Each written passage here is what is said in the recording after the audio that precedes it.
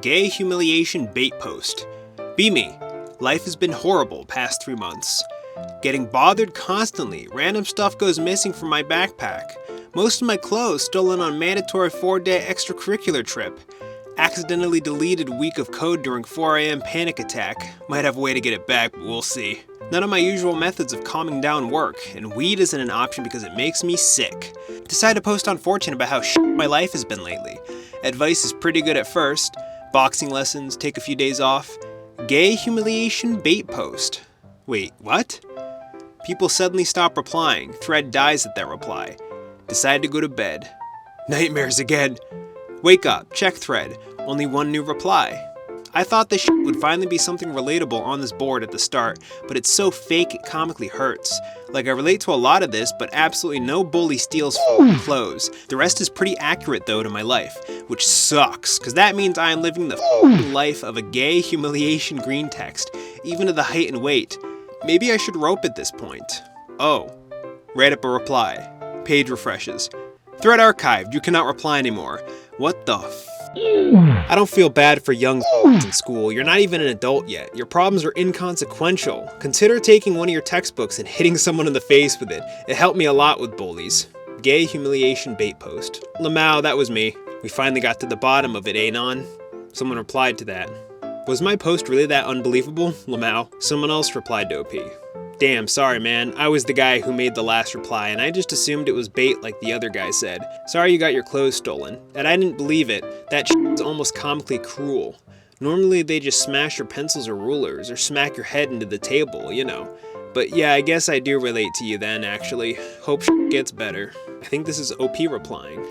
No worries, I hope things get better for you too. Originally I was gonna type something along the lines of, I swear it's not bait, I got my clothes stolen on a trip, and I don't smoke weed because it makes me sick. I hope things get better for you. Can't stop thinking about her. Be me. Scrolling TikTok. See random woman, talks about Italian food or something. Immediately mesmerized by her mouth/lips. Is this her in the JPEG? Don't even listen to what she has to say, just imagine her mouth enveloping my pinar. Imagine the warmth, the coziness. Must feel so secure and safe in there. Lose myself in thoughts. Snap back to my senses. Grieve a relationship I never experienced and never will. Keep watching. Shows her boyfriend. Random Italian.jpg. Jealousy evolves to anger, evolves to sadness. Close TikTok. Somebody replied to that with a WebM. I think this is the girl he's talking about? Ew. Anon, she is fat material. A visual object for your Who cares if she has a boyfriend? Just dump more pics of her cause my is gonna explode. Somebody replied to that. Her profile is Shani Love Through Food. She has a lot of videos. Sure, I could post screenshots, but better see for yourself. As you're a fellow mouth enjoyer, do you have any names of P-stars with that look? No, but I saved that one from this thread, and they're linking to a thread called Mouth Fetish, Wet Edition. That's a thread. Who will take control of Mars? Be me. Be astronaut chosen for historic Mars mission. Years of grueling training and preparation led to this day. Board spaceship with fellow astronaut Greg and a crew of highly skilled and surprisingly stoic Chinese engineers. Greg, are you ready for this? We are making history, I ask. It's not history, Chud. It's the future. Brought to you by Elon Musk.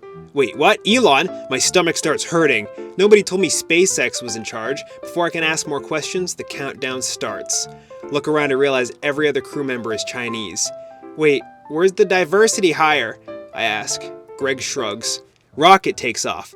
Earth gets smaller and smaller. Suddenly the onboard screen flickers to life. It's Putin! He starts speaking Chinese! Wait! Putin speaks Chinese? All the Chinese people are locked in. Greg is unbothered. What is he telling them? Then Elon Musk appears beside him, also speaking fluent Chinese. Both do a synchronized Hitler salute. Broadcast ends. I turn to Greg. WTF is happening, Greg? Greg turns towards me, smiles, and says something in Chinese. I scream, and at the same time the ship accelerates into hyperlight mode. Alarms blare. I rip off my seatbelt and sprint into the ship's corridor. I have to stop this. Chinese engineers run after me, chanting something in Mandarin. The ship starts rattling, lights flicker and the Chinese chant stops. Everything turns dark. I wake up to slow clapping, my arms and legs chained to the wall. Greg stands before me, smirking like a Marvel villain. Did you really think you could stop the People's Galactic Revolution, Chud? Z always wins. I scream. Greg peels off his face, Mission Impossible style, revealing he has been Xi Jinping all along. How could this be? We've been friends since childhood! President Xi turns around and snaps his fingers. A dozen aliens march in, all dressed up in the Chinese Communist Party colors. Damn you, Greg! How could you do this? Before I could finish, an explosion rocks the ship. Look out the window. The Taiwanese space fighters are here! I gather all the power I've attained from years of pent-up CrossFit. You'll never win, Chud! You are only a man! She screams. Truth is, Greg, or should I say, Traitor Z? I reply as the communist aliens charge towards me. I was the diversity hire all along. I overpower the alien guards and unleash 4,000 years of Chinese kung fu knowledge upon Xi. He was never prepared to face an opponent like me. Taiwanese soldiers cheer through the intercoms. I join the Taiwanese forces and begin to forge a defense plan for Mars. Elon and Putin will surely come. Should there be a part 2? Yes, please, this made me keck. On Tuesday, then. Anon-sama, please accept this as a gift and a bribe to continue this story. Now! What is this? I'm not sure what this is. Oh, he continues the story. Months passed in the tense preparation for Elon and Putin's invasion. Communications with Earth had been failing since we arrived, cutting us off completely. Despite the strength of the Taiwanese forces, I knew it wouldn't be enough to protect Mars' independence.